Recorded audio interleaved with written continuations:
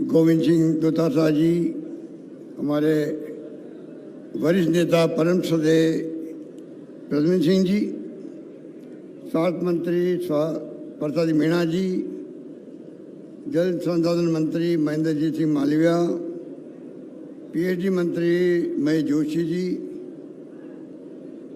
हमारे गौ सेवा के मंत्री व खनन मंत्री प्रमोद भाया जी, पीडब्ल्यू मंत्री बरिंदर जाटव साहब, आपके लोकप्रिय विधायक रोहित बोरा जी, विधायक डीडवाड़ा चेतन डूडी जी, आपकी धौलपुर की लोकप्रिय विधायिका बहन शोभा रानी कुशवाहा, जिला प्रमुख साहब अजयपाल सिंह जी,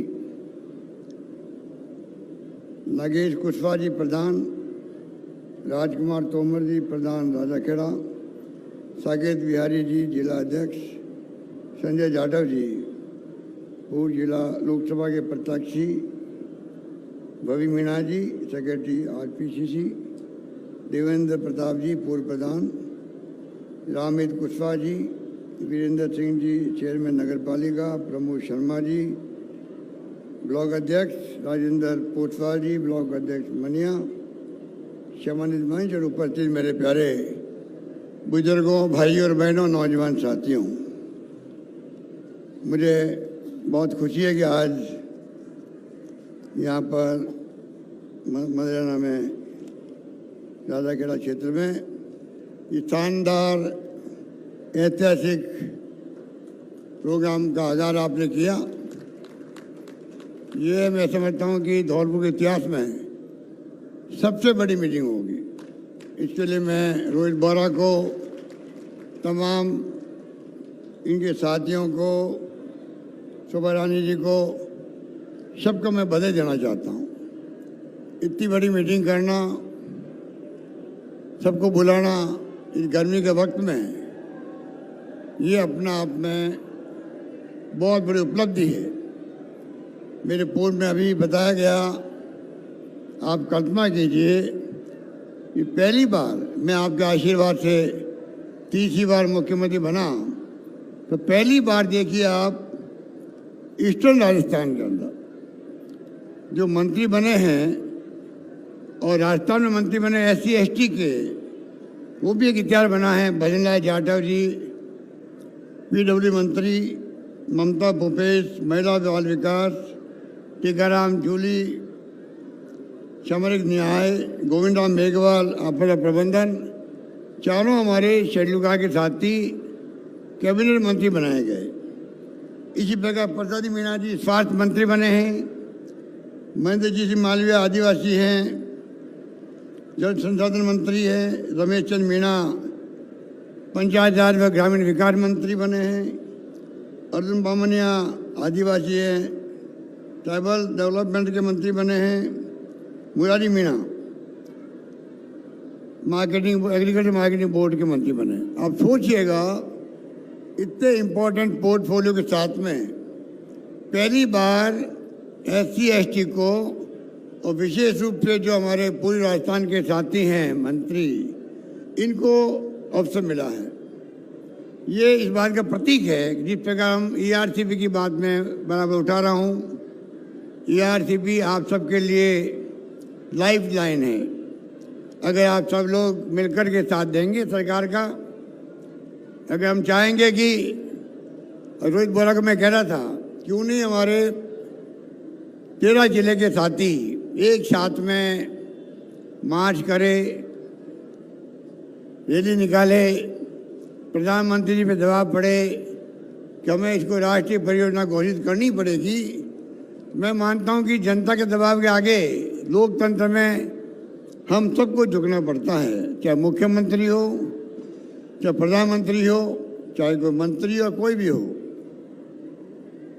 ये मेरा मानना है। इसी सोच के साथ में हम आगे बढ़ रहे हैं। मुझे खुशी है कि आज मैं इतनी बड़ी आम सभा को, मैंने कहा ऐतिहासिक है ये, इसको मैं इसलिए कर पा रहा हूँ संबोधित, क्योंकि आप लोगों के आशीर्वाद से जिस रूप में मुझे तीसरी बार मुख्यमंत्री बनाया। अभी भारतीय जनता पार्टी की सोच अलग ढंग की है, जो बहुत खतरनाक है, बहुत खतरनाक सोच है। लोकतंत्र की हत्या हो रही है, संविधान की धज्जियां उड़ रही है। डॉक्टर अंबेडकर का बनाया संविधान वो इनको पसंद नहीं है। आपको हमको गहराई सोचना पड़ेगा। एक तरफ तो हमारी सरकार जो महंगाई रात के कैंप लगा रही है, एक के बाद एक फैसले कर रही है दलित वर्ग के लिए, आदिवासी के लिए, ट्राइबल के लिए, ओबीसी के लिए, कोई कमी नहीं रख रहे हम लोग। अगर आप बजट देखेंगे तो आप खुद पाएंगे कि इस प्रकार का तो इतिहास में कभी हुआ ही नहीं है। जिस प्रकार से हमने, अब धौलपुर में देखिए आप, मेरे अभी रोहित बोरा बोल रहे थे आपको, जो इनसे मांगा मुझसे, काली तीर परियोजना किसे कहते हैं? काली तीर परियोजना 800 करोड़ की है। ये रोहित बोरा की मेहनत थी। आज टेंडर भी हो रहे हैं, इस महीने काम भी शुरू हो जाएगा। तो ये सोचना पड़ेगा, काली तीर योजना पूरी होने से किस प्रकार से बाड़ी बचेड़ी तक पीने का पानी की सुविधा हो जाएगी। ज़्यादा खेड़ा धौलपुर में जल स्तर बढ़ जाएगा, किसानों के लिए सिंचाई करनी आसान हो जाएगी। इस सोच के साथ में काली तीर का मैंने 800 करोड़ रुपए की स्वीकृति प्रदान करी है। इससे आप अंदाज कर सकते हो कि पश्चिमी पूरी राजस्थान के विकास की सपना कैसे देख रखा सरकार ने। इसको आपको हमको समझना पड़ेगा। मुरैना और मनिया में कॉलेज खोले गए, दादा खेड़ा में उप जिला अस्पताल, मुरैना में CHC, मनिया में ट्रॉमा सेंटर, खेली मछलिया और छपरोली में PHC खोले गए, धौलपुर मेडिकल कॉलेज बन रहा है। और सबसे बड़ी बात बिजली को लेके, धौलपुर में 400 kV का, मनिया में 220 kV का, अंबिका में 132 kV GSM बन रहे हैं। आप सोच सकते हो कि ये तमाम इंफ्रास्ट्रक्चर बनाना, ये धौलपुर को किस प्रकार प्रायोरिटी दी जा रही है, उस बात को आपको समझना पड़ेगा। ज़्यादा खेड़ा को तिरछानी की नगर पालिका घोषित की गई है और 300 करोड़ के सड़कों के काम भी जारी किए गए हैं। तो मैं कहना चाहूँगा कि आप निश्चिंत रहें। सरकार की तरफ से जो फैसले किए गए हैं हिंदुस्तान के इतिहास में कभी नहीं हुए हैं, हिंदुस्तान में कहीं पे भी नहीं है। 25 लाख का बीमा स्वास्थ्य का, 25 लाख का, भगवान करे कोई बीमार पड़े ही नहीं और उनको महसूस भी नहीं होता है 25 लाख बीमा क्या महत्व है। पर जिसके घर में बीमारी आती है, ऑपरेशन करने पड़ते हैं, टेस्ट करने पड़ते हैं, MRI, CT स्कैन के, दवाएं खर्च करनी पड़ती है, तब मालूम पड़ता कितना बड़ा खर्च होता है। और मुझे खुशी है, कहते गर्व है, 25 लाख का बीमा कर्मचारियों के लिए OPS के साथ में RGSS की स्कीम, ये एक इतिहास बन गई राजस्थान के अंदर नहीं देश के अंदर। किस प्रकार से आज राइट टू हेल्थ, हमने स्वास्थ्य का अधिकार दे दिया आपको। जैसा मनमोहन सिंह जी ने, सोनिया गांधी जी ने 4 अधिकार दिए थे आपको, RTI का, शिक्षा का अधिकार, नरेगा का अधिकार और 2 रुपये किलो गेहूँ, 3 रुपये किलो चावल, खाद्य सामग्री का अधिकार। पार्लियामेंट के कानून बना के हमने यहाँ पर राइट टू हेल्थ कानून बन गया राजस्थान के अंदर। हमेशा के लिए राजस्थान वासियों का आराम हो गया है। पूरे साल का ख्याल राजस्थान सरकार को रखना पड़ेगा, आप सबका, प्रदेशवासियों का। इतना अहम फैसला हमने किया। महंगाई बहुत है, तो बताया गया आपको 500 रुपये में गैस सिलेंडर मिल रहा है। 100 यूनिट बिजली जो फ्री की है, आप मेरे अधिकांश लोगों का बिल 0 आएगा। किसान हैं, 15 लाख किसानों का बिल 0 आएगा। शहरी रोजगार योजना अलग चालू कर दी हम लोगों ने, कमी कोई रखी नहीं है। हमने पेंशन 500 रुपये मिलती थी, 750 मिलती थी, 1000 रुपये कर दी है। कहने का मतलब ये है, इतनी भयंकर महंगाई। राहुल गांधी की यात्रा जो थी, भारत जोड़ो यात्रा, 4 मुद्दे थे। महंगाई था, बेरोजगारी का था। आप बताइए बेरोजगारी का मुद्दा कितना भयंकर है। आबादी युवाओं की बढ़ती जा रही है। राजस्थान सरकार इतनी बड़ी रूप में जो रोजगार दे रही है, सरकारी नौकरियां हैं 1.5 लाख के आसपास लग चुके हैं।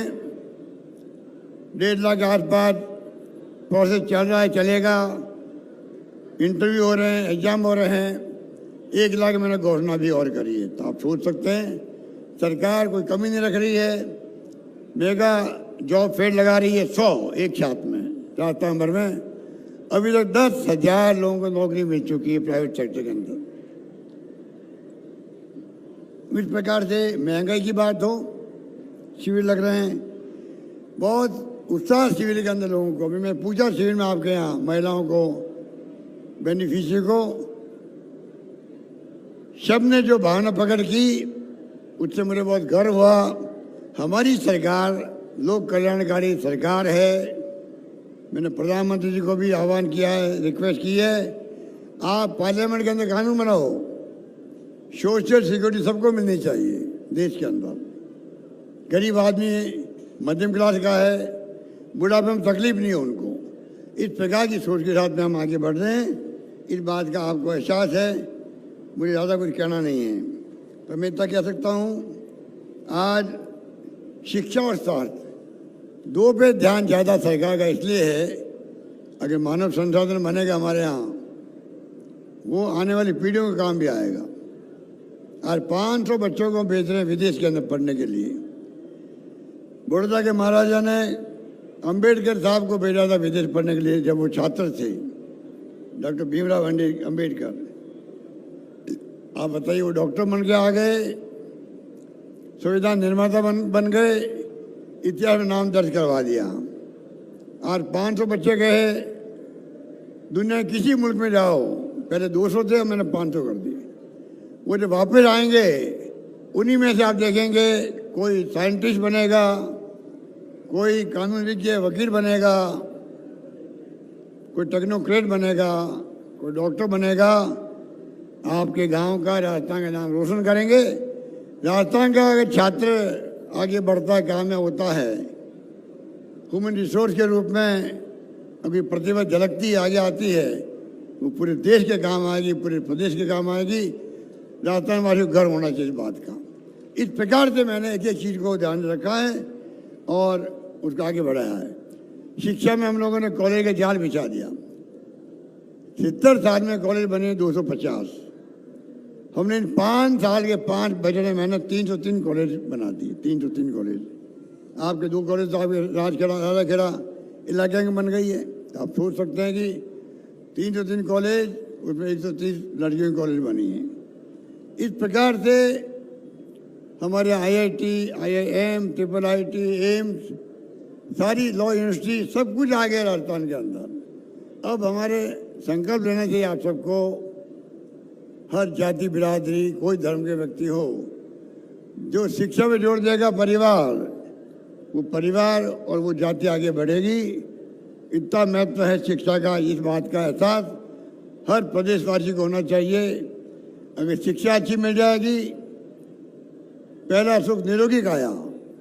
अगर स्वास्थ्य अच्छा रहेगा, स्वास्थ्य अच्छा रहेगा, तो हमारे यहाँ के लोगों में टैलेंट है, बच्चों के अंदर स्पोर्ट्समैन में टैलेंट है, खिलाड़ियों के अंदर भी। हमारे यहाँ के लोगों ने नाम कमाया है देश में, दुनिया के अंदर। आज भी डॉक्टर मिलेंगे हजारों अमेरिका के अंदर, इंग्लैंड के अंदर आपको। इतने मैं कहना चाहूँगा कि सोच राजस्थान के चौमुखी की विकास की है। पूरे राजस्थान का संतुलित विकास हो, पूर्व, पश्चिम, उत्तर, दक्षिण राज्य के जो जिले हैं सबका विकास हो। इसीलिए मैंने 19 जिले बनाए हैं नए। संतुलित बनाने के लिए लगभग 10 लाख की आबादी के जिले बने, जिससे कि तमाम लोग नज़दीक से, कलेक्टर से, SP से, ADM से, सिटी मजिस्ट्रेट से, इंजीनियर से बात कर सके जाके, पानी की, बिजली की, शिक्षा की, स्वास्थ्य की। इस प्रकार से नई तहसील बनेगी, नए SDO बनेंगे, नई पंचायत समिति बनेगी। जब विकेंद्रीकरण होगा शासन का, तो ज़्यादा अच्छा शासन आपको मिल पाएगा। इस सोच के साथ में हमने 19 जिले बनाए हैं। ये आपकी जानकारी के अंदर है। इसलिए मैं कहना चाहूँगा कि सरकार कोई कमी रख नहीं रही है, और मेरा मानना है कि आने वाले वक्त में ये जो ईआरसीपी है, प्रधानमंत्री जी वादा निभा नहीं रहे हैं। इस बात की शिकायत मुझे प्रधानमंत्री जी से है। इसमें क्या राजनीति है? 16 परियोजनाएं देश में चल रही है, राष्ट्रीय परियोजनाएं 16, और ये 13 जिले की परियोजना है, जिसमें टोंक भी आता है, करौली आता है, माधोपुर आता है, दूसा आता है, धौलपुर आता है, भरतपुर आता है, अलवर आता है, जयपुर भी आता है, अजमेर भी आता है। आप बताइए मुझे, इन जिलों में पीने के पानी का बहुत बड़ा संकट है, बहुत बड़ा संकट है। क्या एक योजना राजस्थान की, मंत्री राजस्थान का जन संसाधन का 25 आपने बना दिए एमपी, 25 के 25 एमपी हैं, ये आपके बीजेपी के हैं।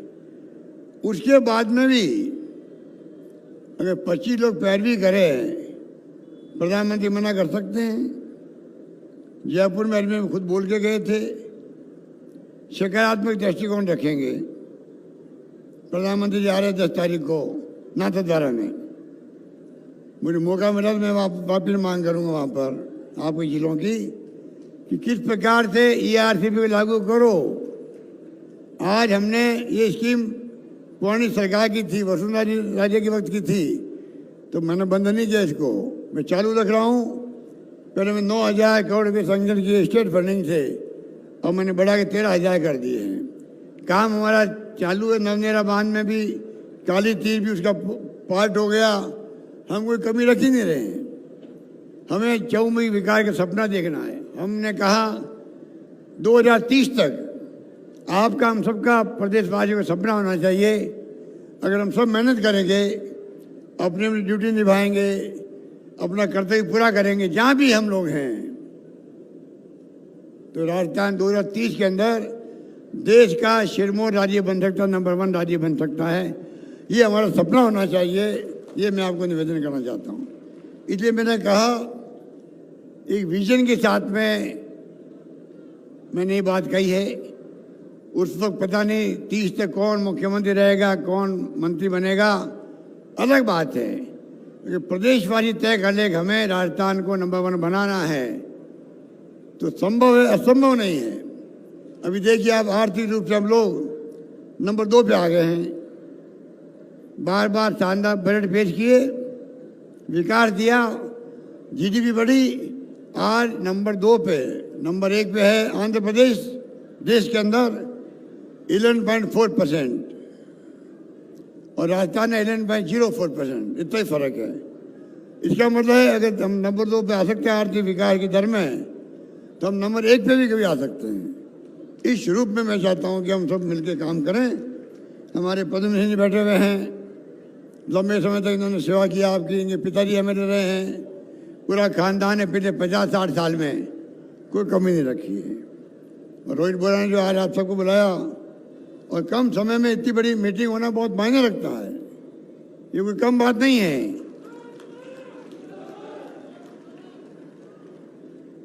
इस बार आपने, लगता है कि मूड बना लिया है सरकार को रिपीट करने का, लगता है।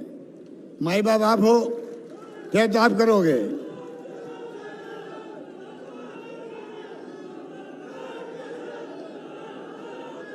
तय आपको करना है। हम क्या कह सकते हैं? तय तो माई बाप, जनता बैठी हुई है, जिसको अधिकार दिया अम्बेडकर ने, गांधी जी ने, पंडित नेहरू ने, सरदार पटेल ने, मौलाना आज़ाद ने अधिकार दिया है वोटों का। आप जो चाहते हो वो बनता है, मंत्री हो या मुख्यमंत्री हो, प्रधानमंत्री हो, गांव का सरपंच भी क्यों नहीं हो, आपके वोट से सरपंच बनता है, आपके वोट से ही एमएलए बनता है। आपके ऊपर है। पर मेरा मानना है, पिछली बार का अनुभव है, सरकार बदलती है, ये बीजेपी वाले काम बंद कर देते हैं। रिफाइनरी बन रही थी, राजस्थान भर के नौजवानों को काम मिलेगा, वहाँ पर बंद कर दिया। उसकी कीमत 40,000 करोड़ थी पहले। आपको जाके दुख होगा, 5 साल बंद रखा काम पिछली सरकार ने। बाद में प्रधानमंत्री जी आए, मोदी जी ने काम शुरू किया, उसके कारण उसकी कीमत बढ़ के 70,000 करोड़ हो गई है। 30,000 करोड़, 32,000 करोड़। ज़्यादा खर्च होंगे उसके ऊपर, नुकसान किसको होगा? जनता को होगा। हम चाहते सरकार अगर रिपीट होगी, यही योजना जो बनाई हमने आपके लिए और मजबूत होगी। आने वाले वक्त के अंदर नई योजना आएगी, जनकल्याणकारी योजनाएं, चौमुखी विकास होगा, अच्छी सड़कें बदल लगी राजस्थान में। आज सड़कों को लेकर राजस्थान कोई कम नहीं है देश के अंदर। अच्छे राज्यों की श्रेणी में आता है, जहाँ शानदार नेशनल हाईवे है, स्टेट हाईवेज है, डिस्ट्रिक्ट मेजर रोड है, मेगा हाईवेज है, गांव की सड़कें भी है। तो ये तभी विकास तेज गति से होता है। पानी जल जीवन मिशन बन रहा है, घर घर नल पहुंच रहा है, वो काम अलग चल रहा है। आधा पैसा भारत सरकार का, आधा पैसा हमारा है उसके अंदर। बिजली पैदा हो रही है, थोड़ा संकट भी है, कोयला नहीं आ रहा है, हम लोग संकट जूझ रहे हैं। व्यवस्था करेंगे कैसे हम लोग आपको राहत पहुंचाएं। इसलिए मैंने कहा सरकार की तरफ से कोई कमी है नहीं। आने वाले वक्त में आपका आशीर्वाद, आपका सहयोग, आपका समर्थन जो आपका लगता है मुझे इस बार जिस रूप में आपने बना रखा है, कोई आश्चर्य की बात नहीं है। हम सब मिलकर के आने वाले वक्त में राजस्थान को आगे बढ़ाने में कोई कमी रखेंगे नहीं। इस बार भी मुझे खुशी है, आज जो मैं ये जन सैलाब देख रहा हूँ आपका, जन सैलाब, मुझे खुशी है कि मैं कई बार कहता हूँ कि लोग जाति की सारी बात करते हैं पूरे देश के अंदर, जातिवाद धर्म के नाम पे राजनीति करते हैं। मैं कहता हूँ मजाक के अंदर लोगों को कि मेरी जाति का असेंबली में एक ही एमएलए है। वो जाति या सैनी कह दो, कुशवा कह दो, मौर्य कह दो, कुछ भी कह दीजिए उसको, एक एमएलए है और वो मुख्यमंत्री है, मैं खुद ही हूँ। एक एमएलए है, वो खुद ही हूँ मैं, एक ही है, एक ही है। आप सोच सकते हो अगर मुझे छत्तीसी कौम का आशीर्वाद नहीं मिलता तो मैं कैसे मुख्यमंत्री बनता। दलित हो, आदिवासी हो, ट्राइबल के हों, ओबीसी के हों, जनरल हो, सब लोगों ने मिलकर मुझे आशीर्वाद दिया तो 3 बार मुख्यमंत्री बनना, ये आपके आशीर्वाद के बगैर सहयोग संभव नहीं था। बीच में अभी मैं कहना चाहूँगा कि ये हमारे 3 एमएलए, आपका एमएलए शामिल है इसके अंदर, रोहित बोरा, चेतन डूडी जो डीडवाना का एमएलए अभी बैठे हैं यहाँ पर, और एक दानिश अबरार, ये 3 अगर साथ नहीं देते मेरा टाइम पे तो आज मैं आपके सामने मुख्यमंत्री के रूप में खड़ा नहीं मिलता आपको।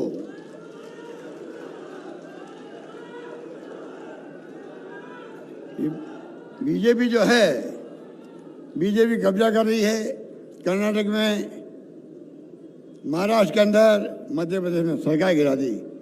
खरीद फरोख्त करके आप कल्पना कीजिए, जब 10 करोड़, 20 करोड़, 25 करोड़ मिलेंगे, अच्छे एमएलए बिक जाते हैं। किस प्रकार 3 सरकारें चली गई हिंदुस्तान के अंदर, लोकतंत्र की हत्या कर दी इन लोगों ने। इतने खतरनाक लोग ये लोग हैं जो आज सत्ता में बैठे हुए हैं। कोई विश्वास नहीं है लोकतंत्र में इनका, खाली लोकतंत्र का मुखौटा पहने हुए लोग। बहुत खतरनाक खेल चल रहा है देश के अंदर, तनाव है, हिंसा है, पत्रकार, लेखक, साहित्यकार जेलों में बैठे हुए हैं। इस सरकार आलोचना सहन नहीं होती। हमारी सरकार को गिराने के लिए पूरा षड्यंत्र किया गया, करोड़ों रुपये खर्च किए गए। ये 3 साथी थे, चेतन डूडी, दानिश अबरार और रोहित बोरा। और जब 102 विधायक इकट्ठे हुए, इसमें आपके 2 विधायक और थे, गिरिराज मलिंगा और किराड़ी भैरवा, 102 लोग थे। मुझे कहना पड़ा कि मैं आप सबका अभिभावक रहूँगा, चिंता मत करो, हम सब मिलके वापस सरकार लाएंगे, आपको जिताएंगे।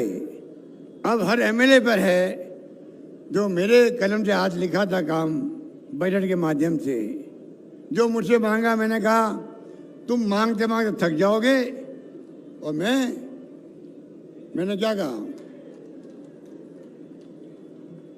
देते देते नहीं थकूंगा। मैंने वादा निभाया है। और मैंने भेदभाव नहीं किया, भूलो और माफ़ करो। जो चले गए थे हमें छोड़ के, उनको मैंने कहा कोई बात नहीं भाई, पुरानी बातें भूलो, सब मिलके चलो, कांग्रेस इस देश में डीएनए के अंदर है। देश का डीएनए, कांग्रेस का डीएनए एक सा है, जो सभी धर्म, सभी जाति, सभी वर्गों को, सभी क्षेत्र के लोगों को साथ लेकर चलती है। इसलिए मैंने सब बातें बोलने की कोशिश करी पूरी। और ये मलिंगा और खिलाड़ी बैरवा ये भी हमारे साथ थे। बाद में हो सकता है कोई कारण नारायण हो गए होंगे, राजनीति में नारायण की चलती रहती है।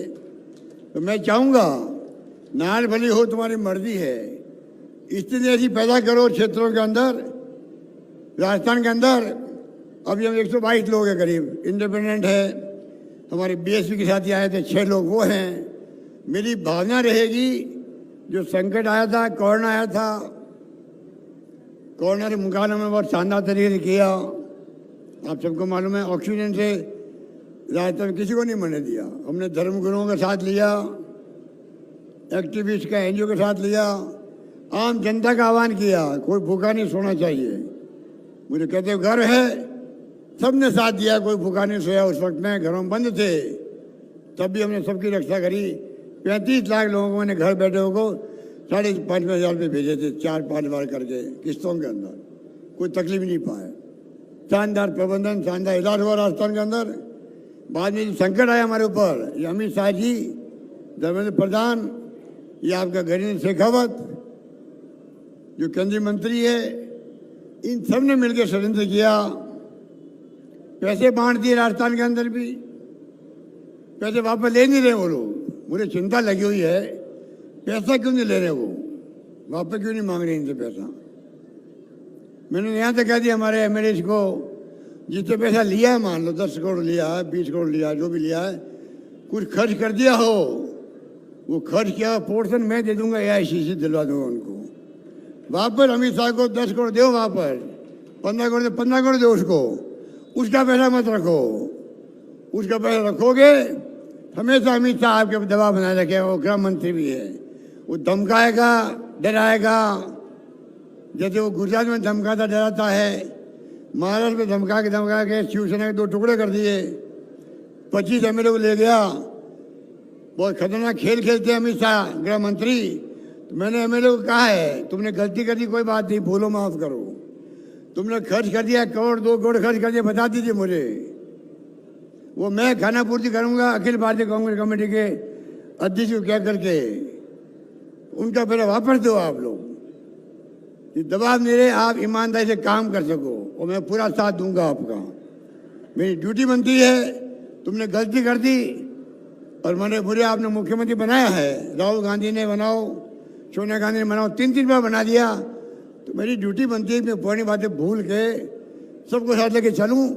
काम में मैंने कोई कमी नहीं रखी किसी के भी, सबको साथ लेके चलूँ और जिता के लाऊं पार्टी को। तब तो मैं समझता हूँ मेरा धर्म जो है जिताने का। और मैंने कहा मैं बचपन से ही मेरा संकल्प है सेवा करने का। मेरी अंतिम सांस तक मैं प्रदेशवासियों की सेवा करना चाहता हूँ, ये मैं बार बार कह चुका हूँ।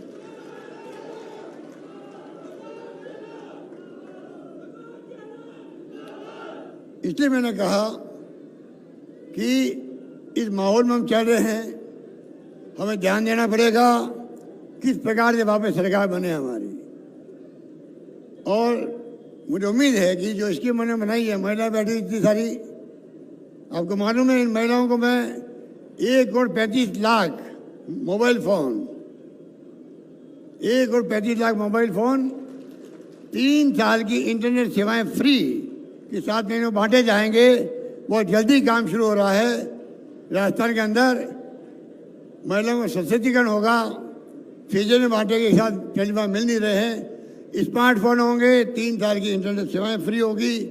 तमाम चिरंजीवी योजना का जो कार्ड बनवा रहे हैं 25 लाख वाला, उन सबको दिया जाएगा। ये बात कहता हूँ, मैंने कहा आपको कि मैं ये बहुत मुबारक मौका कि मैं आपके लोकप्रिय विधायक के क्षेत्र में आया हूँ रोहित बोरा के। इतनी भीड़ देखी तो मेरा मन किया कि मैं आपको बताऊं कि आपका नुमाइंदा कितना खरा आदमी है। अगर टाइमली मुझे सूचना नहीं देते कि गद्दारी हो रही है, सूचना नहीं देते, और मैं अगर विश्वास में रहा था तो सरकार ही चली जाती है हमारी। कल्पना कीजिए आप, सरकार होने का सरकार नहीं होने का कितना बड़ा फर्क पड़ता है। सरकार बनी हुई है, मैं आपकी सेवा कर रहा हूँ, बजट पेश कर रहा हूँ, एक से शानदार योजना ला रहा हूँ, सब तारीफ करें। पूरे कंट्री में चर्चा है, राजस्थान के बजट की योजनाओं की चर्चा है पूरे देश के अंदर। मैं अभी था कर्नाटक के अंदर, पूरा मैनिफेस्टो कांग्रेस का, सारी हमारी योजनाओं को उन्होंने ग्रहण किया है। और अल्टीमेटली कभी मोदी जी को भी हमारी right to health, right to social security act को भी लागू करना पड़ेगा कभी न कभी, ये बड़ा बड़ा यकीन है। जनता माफ़ नहीं करेगी उनको भी। आज हम विश्व गुरु बनने की बात करते हैं, विश्व गुरु तब बनोगे तब राजस्थान की स्कीमों को केंद्र सरकार लागू करे, तब कह सकते हो हाँ हम 21st सेंचुरी में जो राजीव गांधी का सपना था, कंप्यूटर आ गए, मोबाइल आ गए, इंटरनेट सेवाएं आ गई, लोग समझ नहीं पाए उस वक्त जब राजीव गांधी बोलते थे। आज क्रांति हो गई, IT क्रांति। गवर्नेंस हमारी चल रही है, वो चल रही है IT बेस चल रही है, बटन दबाओ DBT हो जाती है, बटन दबाओ फाइलें निकल जाती है, फिजिकल फाइल की जरूरत नहीं होती है, सारा काम IT बेस शुरू हो रहा। 80,000 ई-मित्र लगे हुए हैं, 600 तरह की सेवाएं दी जा रही वहाँ पर। ये क्रांति है, ये क्रांति है आधुनिक युग की। इसलिए मैंने कहा कि सरकार बचा दी, इनका मैं बहुत आभारी हूँ तीनों का। बार बार मैं कहता हूँ कि आपने समझदारी काम किया, पार्टी के साथ वफादारी रखी, पार्टी आपको कभी भूल नहीं सकती। मेरा बस चलता कि तीनों लड़के जो है नौजवान, तीनों मेरे साथ मंत्री बनते, मैं कहना चाहता हूँ आपको।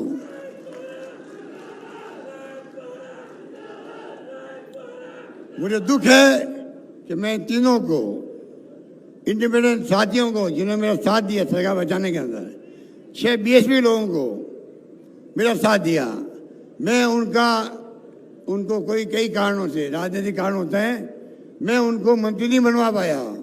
असली हकदार वो थे जिन्होंने 102 ने मेरा साथ दिया। असली हकदार वो थे जिन्होंने मुझे 3 MLA ने मुझे सूचित किया टाइमली कि बहुत बड़ी गद्दारी होने जा रही है। हकदार वो थे जो DSP के 6 लोग थे।